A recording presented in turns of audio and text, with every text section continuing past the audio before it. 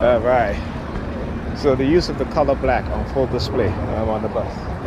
All right. Look, attention, honey. She got a mustache. Okay.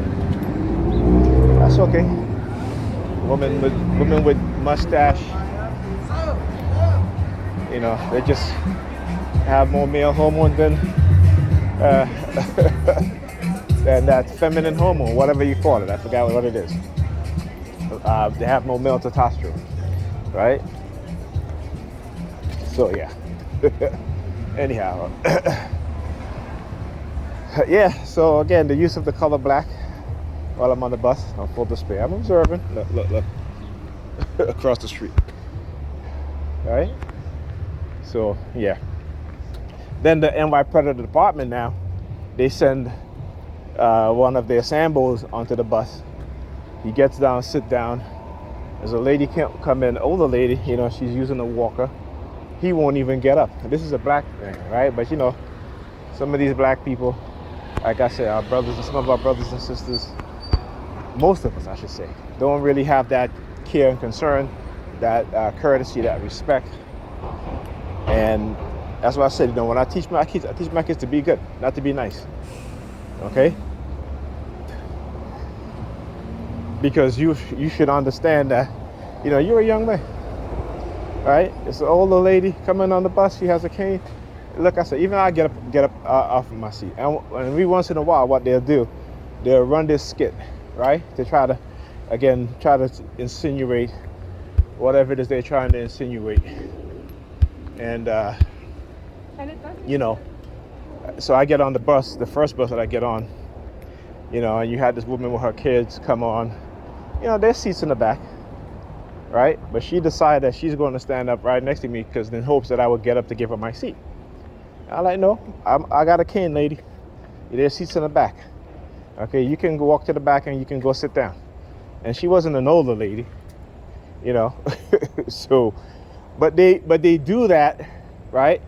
Again, in order to make you look bad, because again, in order for them for their conscience, or they believe, I should say, they believe. In order for their conscience to be cleared of what they're doing, they got to make me the bad guy. You got to be the villain in order to clear their conscience in what it is that they're doing, right? So this is why they constantly do these things, right? So again, the pettiness, and I talk about this all the time, the pettiness of a Christianized mindset, of a religious mindset, right? Because again, they're always talking about, you know, karma and this and that. So in order for them to, in their mind, believe that they're going to avoid karma for what it is that they're doing, they got to make you the bad guy, right? Because they're God warriors and they're fighting against evil. Them the evil mother effers, okay? That's to let you know. And they use God as an excuse to get away with committing evil and committing crimes, and particularly when they put themselves in positions of authority. Understand the way the dark triad mindset work, how they manipulate our minds, what they do particularly in the black community, the war they wage against us, how they program us to wage war on each other, and how we you want to go down the ramp as kids, right?